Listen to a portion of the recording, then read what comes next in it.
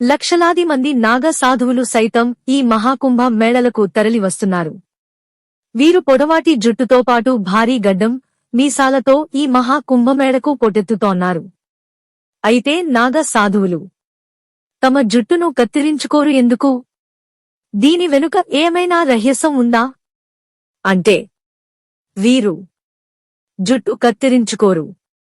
దీంతో వారు ప్రాపంచిక బంధాలు, కోరికలతో పాటు భౌతిక సుఖాలను సైతం వదులుకున్నారని సూచిస్తుంది. అతని సాధనతో పాటు తపస్సులో భాగం వీటిని పెంచుతారు. హిందూ మత విశ్వాసాల ప్రకారం తల, గెడ్డం వెంట్రుకలు పెరగడం వారి ఆధ్యాత్మిక శక్తిని సంరక్షించడంలో సహాయపడుతుంది. ఇది ధ్యానంతో పాటు యోగాలో ప్రయోజనకరంగా పరిగణిస్తారు. అంతేకాదు, జుట్టుతో పాటు గడ్డం పెరగడం అనేది ప్రకృతితో వారి మమేకమైన తీరుతో పాటు జీవితం యొక్క సరళతను కూడా సూచిస్తుంది. నాగ సాధువులు తమ జుట్టును దువ్వుకోరు, తలస్నానం చేయరు, నూనె సైతం పెట్టరు.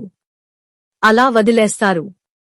దీంతో శివుడి ఎలా అయితే తన జుట్టును వదిలేస్తారో అలాగే వీరు సైతం వదిలేస్తారు. ఇక శివుడిని జటాధారి అని కూడా పిలుస్తుంటారు. కాబట్టి ఇది శివుని పట్ల వారి భక్తితో పాటు సాధనకు సంకేతంగా భావిస్తారు. ఇక నాగ సాధువులు శివుడిని పూజిస్తారు.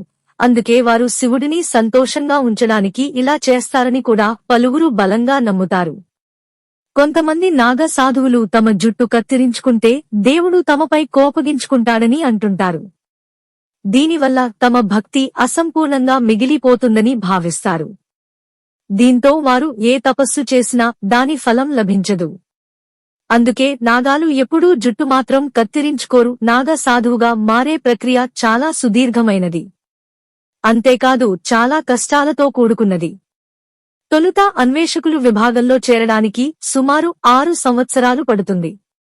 నాగ సాధువు కావడానికి సాధకులు 3 దశలను దాటాల్సి ఉంది.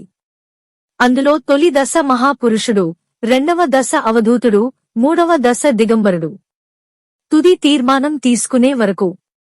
ఇంకా చెప్పాలంటే నాగ సాధువులుగా మారే వరకు కొత్త సభ్యులు లుంగీలు మాత్రమే ధరించాల్సి ఉంటుంది. కుంభమేళాలో ఆఖరి ప్రతిజ్ఞ చేసిన అనంతరం లుంగిని విడిచిపెట్టి తన జీవితాంతం దిగంబరుడిగా ఉండాల్సి వస్తోంది.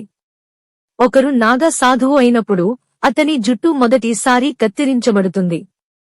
దీని తర్వాత అతను తన జీవితాంతం జుట్టు కత్తిరించకుండానే ఉంటాడు.